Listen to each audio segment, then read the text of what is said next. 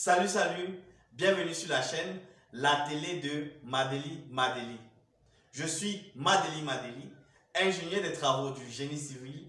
Actuellement, j'exerce le métier de responsable programme multisectoriel au sein d'une organisation humanitaire internationale à Garaboulaye au Cameroun.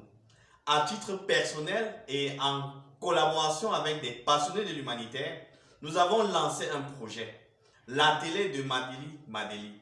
L'un des objectifs de ce projet est de contribuer à l'amélioration des capacités et des connaissances des personnes sur les aspects de la conception et du pilotage des projets et de contribuer à la promotion de l'intervention humanitaire et de l'aide aux personnes défavorisées.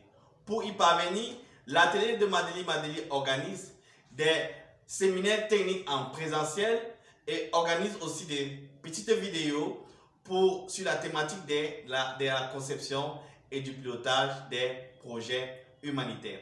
Pour ceux qui nous rejoignent pour la première fois, nous vous prions de vous abonner sur notre chaîne YouTube, la télé de Madeli Madeli, de nous rejoindre sur notre page Facebook, la télé de Madeli Madeli.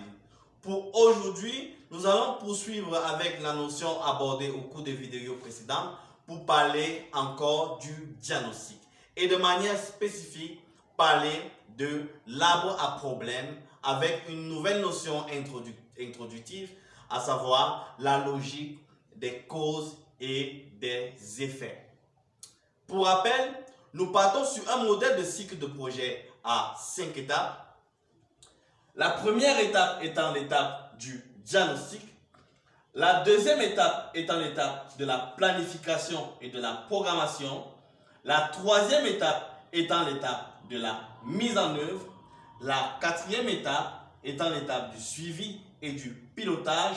La cinquième étape étant l'étape de l'évaluation. Avec une projection itérative sur la continuation du processus du cycle de projet humanitaire. Ceci étant, qu'entend-on par arbre à problème? Dans la démarche diagnostique, on a vu que l'arbre à problème va être un outil diagnostique qui va aider l'évaluateur à analyser l'ensemble des aspects d'un problème. L'arbre à problème va être constitué de 3 parties principales. Au niveau du tronc de l'arbre, on va retrouver l'énoncé du problème central. Le tronc de l'arbre va être constitutif de l'énoncé du problème central. Au niveau du bas de l'arbre, c'est-à-dire vers les racines, on va trouver la déclinaison des énoncés des différentes causes et sous-causes du problème central. En haut, c'est-à-dire au niveau des branches et des feuilles, on va retrouver les énoncés des effets du problème central.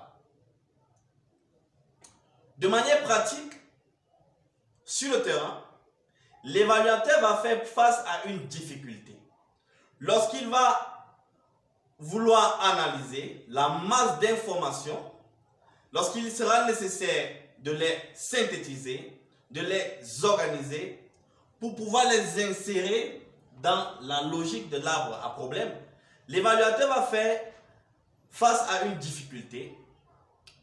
Pour pouvoir avoir un arbre à problème logique, pertinent et efficace, il devra faire appel à une logique qu'on a appelée la logique des causes et des effets, qui est présentée dans la seconde partie du tableau. Au niveau de la logique des causes et des effets, on va retrouver toujours au centre l'énoncé du problème central. En aval, on va retrouver la courbe logique de l'énoncé des causes et des sous-causes. Et en amont, on va retrouver la courbe logique de l'énoncé des effets. Pour parler du problème central, dans le cas d'un village qui a été victime d'une catastrophe naturelle, L'énoncé du problème central peut être décliné en ces termes. Les populations du village X, je vous l'ai dit, les conditions de vie des populations du village X sont dégradées à la suite d'une catastrophe naturelle. Cela peut être un problème central qui émerge au cours de la phase de diagnostic. Je répète, en guise d'exemple, les conditions de vie des populations du village X sont dégradées à la suite d'une catastrophe naturelle. On va donc dans notre processus d'élaboration de l'arbre à problème comme outil diagnostique, on va essayer, dans la masse des informations collectées par l'évaluateur, d'identifier l'ensemble des causes de ce problème central. On va donc dire, pourquoi dit-on que les conditions de vie des populations du village X sont dégradées à la suite d'une catastrophe naturelle? Pourquoi? Parce que la courbe logique va nous introduire donc le critère sectoriel de l'énoncé des causes. Parce que, premièrement, en termes de causes de niveau 1, avec la grille sectorielle, l'évaluateur retrouve l'ensemble des données et fait une répartition sectorielle orientée par la courbe des causes. Et il va avoir, dans son analyse, il va donc répertorier et regrouper les causes de manière sectorielle. C'est-à-dire que, à l'échelle du niveau 1, les conditions de vie des populations du village X sont dégradées à la suite d'une catastrophe naturelle parce que, cause de niveau 1, critères sectoriels, les conditions d'accès aux services d'eau, hygiène et assainissement sont dégradées parce que, critères sectoriels, les conditions de logement sont dégradées. Pourquoi dit-on que les conditions de vie des populations du village X sont-elles dégradées? Parce que les conditions de prise en charge sanitaire sont dégradées, parce que, critères sectoriels, le niveau de sécurité alimentaire et nutritionnelle est dégradé. À ce niveau, au niveau de la déclinaison des causes de niveau 1, à la question du pourquoi, l'évaluateur va faire une répartition sectorielle des réponses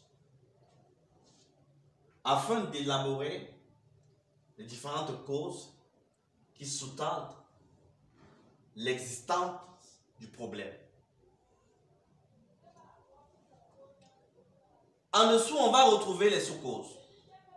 La déclinaison des sous-causes va être orientée suivant la courbe logique des causes par un critère entonnoir qu'on a appelé le critère entonnoir. Ici, le critère entonnoir va aider l'évaluateur à passer dans chaque groupe sectoriel de causes à une déclinaison qui va être du général vers le particulier. Exemple.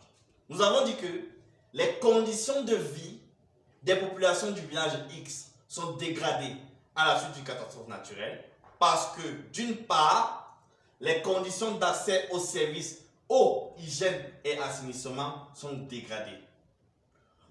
Pourquoi dit-on que les conditions d'accès aux services eau, hygiène et assainissement sont dégradées? Parce que, critère entonnoir, du général au particulier, parce que d'une part, les conditions d'accès à l'eau potable, c'est-à-dire que je quitte du général, qui est le secteur eau, hygiène, assainissement, pour tomber dans une approche entonnoir, c'est-à-dire du général au particulier, pour tomber dans une singularité du secteur eau, hygiène, assainissement, notamment l'eau. Parce que les conditions d'accès à l'eau potable sont dégradées. Entre autres, pourquoi dit-on que les conditions d'accès aux services eau, hygiène et assainissement sont dégradées? Parce que, sous cause du niveau 2, les conditions d'accès à l'hygiène sont dégradées. Pourquoi dit-on que les conditions d'accès aux services eau, hygiène et assainissement sont dégradées? Entonnoir, parce que les conditions d'accès aux services d'assainissement sont dégradé. À ce niveau, l'évaluateur aura décliné une approche sectorielle pour avoir les causes de niveau 1 et une approche entonnoir pour avoir les causes de niveau 2. Les causes de niveau 2, quant à elles, vont encore être déclinées en sous-causes de niveau 3 et on dira pourquoi dit-on que les conditions d'accès à l'eau potable sont dégradées? On dira par exemple parce que le nombre de points d'eau fonctionnels est insuffisant. On va encore aller avec l'approche entonnoir. On va dire pourquoi dit-on que le nombre de points d'eau est insuffisant? On va descendre un peu plus bas. On va dire parce que les pannes sont récurrentes au niveau des points d'eau, d'une part. D'autre part, parce que la population a, en termes d'exemple, augmenté. Et d'autre part encore, parce que tout simplement, les besoins en eau de la population ont augmenté. Et donc, dans cette déclinaison, on va se dire, pourquoi les pannes sont-elles récurrentes au niveau des points d'eau? On va répondre parce que, d'une part, les tests de réchange ne sont pas de bonne qualité. D'autre part, parce que les bénéficiaires ou bien les usagers n'ont pas été suffisamment formés à l'entretien et à la maintenance des points d'eau. D'autre part, on va dire parce que les moyens de prise en charge sont insuffisants. Et donc, on voit bien que la logique de la déclinaison des causes va être premièrement sectorielle, c'est-à-dire que l'évaluateur va regrouper les causes dans des secteurs d'activité prédéfinis et ensuite va les décliner dans un processus du général vers le particulier à l'élément le plus infime possible qui peut être considéré comme une cause du problème central. Et donc, la logique des causes s'appuie donc sur deux leviers, le levier sectoriel et le levier entonnoir. Au niveau de la logique des effets, l'évaluateur va principalement faire face, suivant la logique définie, à une augmentation des risques de quelque chose. Et donc, le fait que les conditions de vie des populations du village X soient dégradées va avoir une implication qui va être liée principalement et premièrement aux causes de niveau 1 parce qu'il n'y a pas d'effet sans cause. Et donc, pour le cas des conditions de vie, des conditions d'accès aux services eau, hygiène, assainissement qui sont dégradées, on va avoir comme implication des causes, comme implication des effets en lien avec la logique du risque, on va avoir une augmentation des risques liés aux maladies hydriques ou bien aux maladies liées à l'eau. Donc, une augmentation des risques de contracter les maladies liées à l'eau. On dira par exemple que les risques de maladie ou bien le risque de contracter une maladie hydrique ou une maladie liée à l'eau augmente au sein de la communauté. Et donc, quelle est l'implication de ce que le risque augmente? Suivant notre logique de la courbe des effets, on va avoir une augmentation des cas. On dira les cas de maladies liées à l'eau ou les cas de maladies hydriques augmentent au sein de la communauté. Et dans une logique d'aggravation de la condition ou bien d'aggravation des effets, on va quitter du risque vers la fatalité et on dira à terme le nombre de décès de suite de maladies hydriques augmente au sein de la communauté. Et donc, l'évaluateur sera parvenu, grâce à la logique des causes et à la logique des effets,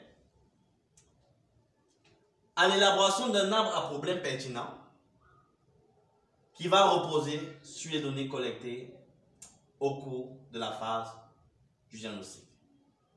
Et dans cette démarche, l'évaluateur va donc engager une activité de planification adéquate, adaptée et pertinente pour répondre aux problèmes rencontrés. C'est tout pour aujourd'hui. Nous vous donnons rendez-vous à la prochaine vidéo et nous vous prions de partager la vidéo, de laisser un commentaire et de respecter les mesures barrières. Merci.